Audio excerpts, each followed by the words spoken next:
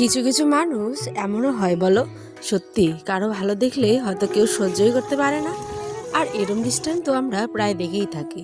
যাই হোক, আজকে সেইটুকু নিয়ে একটা ছোট্ট মনের কথা তোমাদেরকে শেয়ার করব। চলো তবে ব্লগটা শুরু করছি ঠিক শনিবার সকাল 6টা থেকে। হ্যাঁ, শনিবারেরই এটা ব্লগ, তোমরা একটু লেটে হয়তো পাচ্ছ, কিন্তু প্লিজ কেউ কিছু মনে না করে ফুল ভিডিওটা দেখো, আশা করছি ভালো লাগবে। উঠোন বাড়ি ঘর ঝাড় দেওয়াই হচ্ছে সকালে আমাদের গ্রামের মেয়েদের বা বউদের প্রধান কাজ। তাই ঘুম থেকে দু চোখ খুলে আগে সর্বপ্রথম ঝাড়াটাকেই হাতে নিতে হয়। নিয়ে দেখো উঠোন বাড়িঘর ঝাড় দেওয়ার পরে আমার কিছু এখানটায় বিচুলি ছিল, মানে পোয়াল যাকে বলে। তো এইগুলো দিয়ে যেহেতু রান্না করা হচ্ছে এই গ্রামের মাটির চুলোতে, সেই কারণেই ওইটাকে একটুখানি উঠিয়ে দিলাম। তাহলে আমার বাসি কাজ যেগুলো বাকি আছে সেগুলো করতে করতে একটু হাওয়া বাতাসে যেটা শীত পড়েছে সেটাকে মানে শুকিয়ে যাবে। তারপরে দেখো ছাইগুলো তুলে নিলাম। এই ছাই দিয়েই কিন্তু অনেকে এখনও আমাদের গ্রামের দিকে প্রায় দেখবে কম বেশি থালাবাটি কিন্তু মাজে, আর সেখানে একটুখানি সার্ফ দিলে থালাবাটি নাকি আরও চকচকে হয়। এখন আমরা ভিমবার বা আয়না এই সমস্ত কিছুতে বেরিয়েছে, মানে যেটা সোপ বাসন মাজার, সেইগুলো দিয়ে আমরা কিন্তু এই পুরোনো দিনের জিনিসগুলো ভুলেই যাই, তাই না? তো চলো, এখন বাজে 6:30। আমি একদম ফ্রেশ হয়ে গেলাম, হাত মুখ ধুয়ে টুয়ে পরিষ্কার হয়ে চলে আসলাম সকালে রান্না করতে। তারপরে যে রান্নাটা করতে হয়, উঠেই দেখি আয়ন কিন্তু উঠে পড়েছে।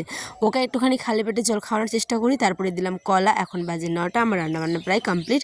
সেটুকু আর তোমাদের শেয়ার করিনি। রাত্রে আজকে মাটির চুলোতে একদম মাংস আর পোলা রান্না করবো বলে সকালের স্কিপ করে গেছি। আর এত ব্যস্ততার মধ্যে সকালে রান্নাটা করতে হয়, যেহেতু আয়নের আবার সকালে একদম বেরিয়ে যায়, তাই শেয়ার করি প্রতিদিন। আজ ভাবলাম চলো কেননা বাদ দিই। এই ডাল আর সজনের মানে ডাঁটার, তোমরা এর আগেও আমার রেসিপি দেখেছো, তাই আমি ভাবলাম শেয়ার করবো না, থাক। এদিকে বাড়িতে এসেছে নতুন এক ধরনের মেশিন, দেখো তোমরা। এটা বেসিক্যালি তেজপাতার বাগান বা কোনো গাছ স্প্রে করার ক্ষেত্রে কিন্তু ব্যবহৃত করা হয়, ঠিক আছে? এখানে দেখো কত দূর অবধি জলটা কিন্তু যাচ্ছে। তো যাই হোক, সবাই বাচ্চাগুলো ভীষণ ভীষণ খুশি, এরকম মানে দেখো তোমরা, আনন্দে একদম উৎফুল্ল হয়ে গেছে। তারপর রাত্রে কিন্তু আমি একদম মাংস কিন্তু বসিয়ে দিব। শনিবার করেই আমাদের এই সাইডে মানে গ্রাম অঞ্চলে আর কি শনিবার করেই কিন্তু মাংস পাওয়া যায়, আর সেটা অবশ্যই কিন্তু গরুর মাংস, ঠিক আছে? হ্যাঁ, অনেকে হয়তো বলবে যে এটা সেটা, কিন্তু আমরা তো মুসলিম, তাই আমরা এটা কিন্তু খাই। আর কারো ধর্মকে যেমন আমি ছোট করি না, আশা করবো তোমরাও কোনো খারাপভাবে এই ভিডিওটাকে নেবে না, ঠিক আছে? তো চলো, মাংস আর পোলাও, এই সাদা পোলাওটা তোমরা কে কে খাও বলো তো, মানে কোন দিকের অঞ্চলে এই খাবারটা হয়? আমার শ্বশুরবাড়ি দিয়ে কিন্তু এটা একদমই হয় না, যেহেতু এটা পেঁয়াজ কুচি, আদা কুচি, তারপরে একটুখানি তেল দিয়ে ভালো করে ভেজে, আর কি বলো ওটাকে, ছোটো এলাচ দিয়ে ভালো করে একদম নাড়িয়ে চাড়িয়ে। এটা কিন্তু অলুয়া চালের মানে পোলাও না, এটা একদম খাসা চাল, আমার বাবার বাড়ির সাইডে বলে এটাকে খাসা চাল পোলাওয়ের জন্য।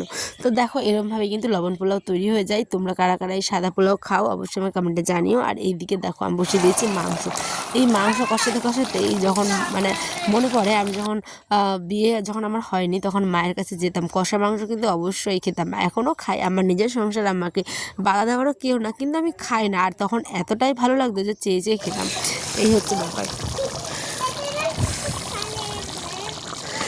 তো এদিকে মাংস টকবক করে ফুটছে, দেখো রান্না কিন্তু কমপ্লিট। স্যালাড একটু কেটে নিয়েছি, আর এদিকে মাংস পোলাও। কিন্তু খেতে গিয়ে দেখো আয়নের আব্বাকে এত পরিমাণে নাকি ঝাল লেগেছে যে কি বলবো। মাটির চুলায় রান্না করলাম, কিন্তু মারাত্মক হয়নি গো, একদম ঠিক ছিল। ও একটু ঝাল কম খায়, তো একটু মাংসতে তেল লবণ ঝাল বেশি করে না দিলে কি ভালো লাগে বলো? তো যাই হোক, এমন কাণ্ড ঘটবে কে জানতো, একটুখানি ঝাল বেশি হয়ে গেছে। নো প্রবলেম, অ্যাডজাস্ট হয়ে গেছিলো। তো যাই হোক, তবু বলেছে যে সুন্দর হয়েছে, সুন্দর। এদিকে আমার আয়ন তো খাওয়ার জন্য একদম রেডি প্রায়।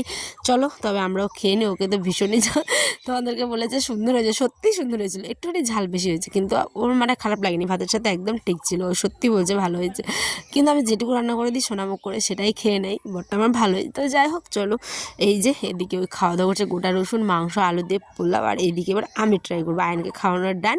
এবার আমি খেয়ে কিন্তু তোমাদের জানাচ্ছি কেমন হয়েছে। ওয়াও হয়েছিল, ওয়াও। এখন তো খেয়ে নিয়েছি তাই বলতে পারছি। যাই হোক, ব্লগটা কেমন হলো অবশ্যই কমেন্টে জানিয়ে অপেক্ষায় থাকলাম তোমাদের কমেন্টে। নতুন বন্ধু হলে প্লিজ চ্যানেলটি সাবস্ক্রাইব করে পাশে দেখো। টাটা, আল্লাহ হাফেজ। নেক্সট ভিডিও আগামীকাল ঠিক সন্ধ্যে 6টায় আসবে।